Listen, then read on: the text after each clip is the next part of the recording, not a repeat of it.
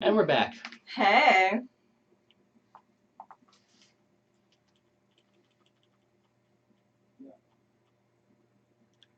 Okay, so we're taking a look at the last scene. Yeah. All right, good action here. It's unanchored action because when we saw Brendan just doing his thing in the ring, we knew where he was coming from. When we saw him with his daughter, we knew where he was coming from. But he put so much confusion in it that it has become unrooted. And while this is a good use of action, and it comes back to what I like, it comes after you already lost me. Right. And it's possible to lose someone's interest, and once that happens, you don't get it back very easily. Yeah, I think it's harder to win it back than it is to just maintain it. Definitely. Cool. So does anyone have any questions? Maybe if I'm lucky, I can cut a 1 minute screenwriting lesson out of something. All right. Since let's just see if this even works, because there's always a latency lag issue, but maybe it'll be better short. Hey, Matt, this is Rose, and this is a 1 minute screenwriting lesson, and it's about picking a screenwriting software. The number one screenwriting software is Final Draft. It's used by the most number of writers. So people are the most familiar with. It looks right. As a professional reader, I'm used to Final Draft, and anything that's a deviation from it looks wrong. For example, Celtics has a lighter line weight. And I've noticed that the scripts that look wrong tend to be worse. And that doesn't preclude them from being good, but why prejudice yourself? Uh, if you're not willing to pop $200 on Final Draft, I'd recommend Writer Duet, which looks exactly the same. And it's free, and you can collaborate with someone else online, like a Google document. Ultimately, it doesn't really matter. You just want something that makes you look professional and is easy to use. And both Final Draft and Writer Duet do that. End of that. I had the morning show cold open. You read. Anything you'd suggest to improve? Um, where are the jokes in morning show? Yeah. I feel for like the tone of the show that I was getting was kind of slapsticky, but then there weren't enough jokes to match that tone. No jokes, no relationship, and I'm also not sure who's more absurd, because are the TV station employees normal for just being surly about a job that's tough, or are they just being real pricks to um, Aubrey, who's pretty happy? And while we wait 10 minutes for that to go through and buffer, any final thoughts? Like, did you see any themes today in screenwriting? Man. I mean, I think the thing that always bugs me the most, which is just a personal thing, is just things not looking professional. Like that one script where we really liked it, the shark one, but that opening page was not impressive. A misstep. Yeah, or the one we were just reading, where there was just a lot of typos and awkward sentence structure. It just takes me out of it. It's like you. Explain takes me out of it, because a lot of people don't get that term. Yeah. I guess the way, if you want to relate it to acting, it's like a good actor might just be saying the lines unnaturally, and it takes you out of the story because you're realizing they're acting. It's the same with writing. Rose, I am very sad right now. It's all right. I'm the same way with cold reads, Matt. No, but like it's the same with writing. It's like I don't want to realize that I'm reading. I just want to get so submerged into the story and the characters that I just keep following the story. I don't want to be like, oh, I'm reading sentences and there's a typo. It just totally gets me in my head. There's a theory that once you're sort of into the swing of things, you don't even see the typos. There's that famous internet meme where they mix up the middle letters of words so you can still read it. It's true. It's true. But I mean, it's not difficult the to biggest get that level of. Yeah, I mean, you at least want your first like act to be pretty perfect, I think. But that's just me. I'm very anal about stuff like that. Well, sure. I mean, I'd rather have a bad fourth date than a bad first date.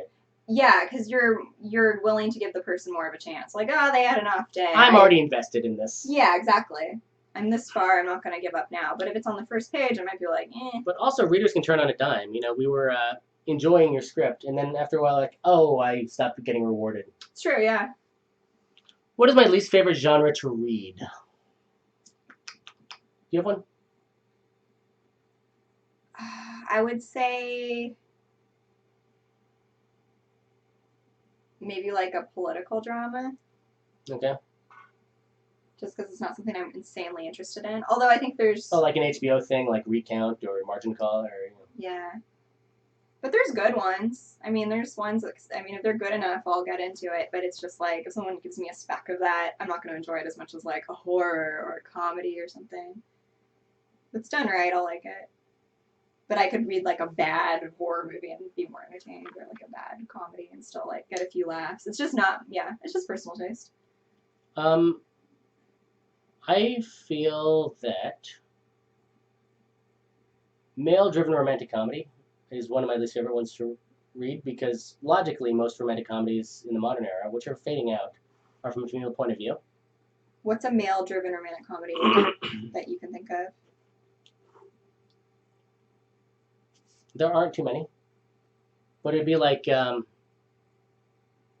there's one called Make a Wish, which is about this teenage boy who goes on this epic road trip to like bang a centerfold, and they're tough to do Mm-hmm. because it makes the girl the stakes, Right. and for whatever reason, our society tends to not invest in those quite as much. Like we tend to like them as B stories, but as A stories, not so much. The one exception to that, Judd Apatow's canon was very much romantic comedy and very male driven, Mm-hmm. but he hit the sweet spot. So he did. Yeah, it's like I said, like if it's done right, it's gonna be good, but not your cup of tea. Yeah. Um, what else? Um, War movies set in the distant past. Like I don't really want to read about the siege of Byzantium. Yeah, I would agree with that. That's another one. Although I did read one, someone who off Reddit sent me a script once that took place in Crusader times. And the mercenary character at the core of it was just so good. I was like, oh shit, Yeah. this guy's like Captain Jack in Crusader times. That's a really cool character. So you can win me. It's just some things are harder to write. One of the things I hate doing is heist movies or anything that needs a prison escape. Yeah. Another one that's really hard to do is farce. Personally, overworld builded sci-fi sort of turns me off. Yeah, there's some premises I call top-heavy premises, and these are ones that require a lot of explanation of the first act in the logline. For example, Yeah. 25 years ago, Rose had an experience that was just like E.T., only slightly different. And now that E.T. distaff characters come back to wreak havoc in Rose's life, it's like, what? God damn it. Or Brent was the bad guy in an 80s teen movie, but now he's a good guy, and the guys who were originally underdogs are dicks. That was called Movie Bad Guys. Some of these get a little too meta. Yeah. Or there's ones where it's imagine a world where Indiana Jones and Tomb Raider hook up, but then they get divorced, and then it's a custody battle while they're in the middle of. It's like that's a lot of setup, and overly developed world building. I like to do something called the premise test, which is I'm just going to go to it because why not?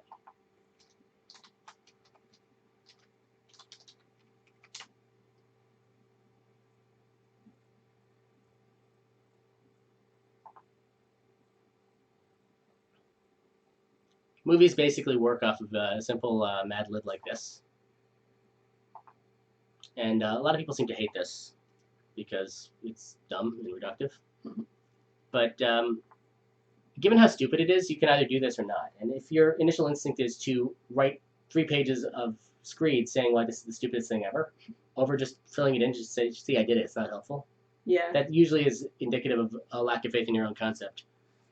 Given that it tends to be an adjective archetype must goal or else stakes and doing and learn theme, you want that high concept to be simple. Like, in a world where the South won the Civil War, a plucky orphan must. Or in a world where polar bears fight with Santa Claus for control of the North Pole, a renegade elf must. And if you can't really sum up what's high concept about your idea in one little blurb like that, you're going to spend a lot of time explaining. And again, in politics, if you're explaining, you're losing. The other thing is, just as we loved the script when it was we loved Punchline about when he was doing action stuff, gritty stuff, human, hard-hitting stuff. Yeah. Because we get that, and we got an expectation for it. Mm-hmm. We could see that it was good. But once it went to this Matrix mythology stuff, we have less of an expectation, so we don't even know if it's good or not. That might be brilliant. Like, in 20 years, it might be like, that is what changed movies. Yeah. And I just don't have the taste buds to develop it right now. Anything else? I will give it one more minute.